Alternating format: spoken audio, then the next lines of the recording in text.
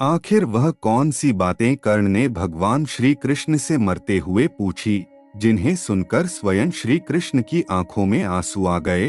दोस्तों, महाभारत में कई पात्र थे, परंतु जिसका जीवन बचपन से ही संघर्ष और कठिनाइयों से गुजरा था, वह कोई और नहीं बल्कि सूर्यपुत्र कर्ण था, जिसके साथ जीवन भर प्रकृति ने खेल खेला और मृत्यु के समय भी जब वह मरा तब भी उसे सुखपूर्वक मृत्यु प्राप्त नहीं हुई थी।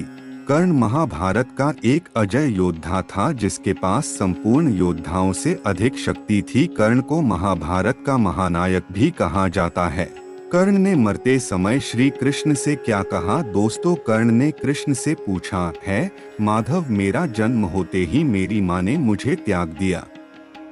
क्या अवैध संतान होना मेरा दोष था? द्रोणाचार्य ने मुझे शिक्षा नहीं दी क्योंकि मैं सूत पुत्र था। परशुराम जी ने मुझे शिक्षा दी तो सही, परंतु श्राप दे दिया कि जिस वक्त मुझे अपनी विद्या की सर्वाधिक आवश्यकता होगी तब मैं उसे भूल जाऊंगा, क्योंकि उनके अनुसार मैं क्षत्रिय नहीं था। केवल संयोगवश एक गाय को मेरा बाण लगा और उसके स्वामी ने भी मुझे श्राप दिया, जबकि मेरा कोई दोष नहीं था। कर्ण, मेरा जब जन्म कारागार में हुआ तो जन्म से पहले ही मृत्यु मेरी प्रतीक्षा कर रही थी। जिस दिन मेरा जन्म हुआ उसी रात माता पिता से दूर किया गया।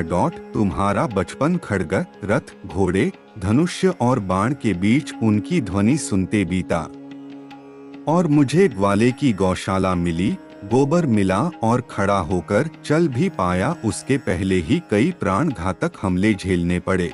तुम्हें विवाह हेतु अपने पसंद की कन्या मिल गई, परंतु जिस राधा से मैंने प्रेम किया वो मुझे नहीं मिली और उनसे विवाह करने पड़े जिन्हें मेरी चाहत थी या जिनको मैंने राक्षसों से बचाया था। मेरे पूरे कुल को यमुना किनारे से हटाकर एक दूर समुद्र के किनारे बसाना पड़ा, उन्हें जरासंध से बचाने के लिए, जिस कारण संपूर्ण संसार ने मुझे भगोड़ा नाम दे दिए। अगर दुर्योधन युद्ध जीतता है तो उसका पूरा श्रेय तुम्हें ही मिलता, लेकिन पांडव युद्ध जीतते तो उसका श्रेय मुझे तो मिलता ही नहीं।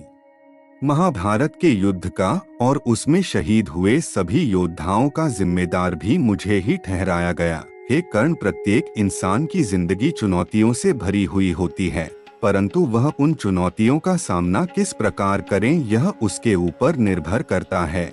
जिंदगी और प्रकृति कभी भी किसी के साथ अन्याय नहीं करती है और ना ही उसको अधर्म पद पर अग्रसर करती है।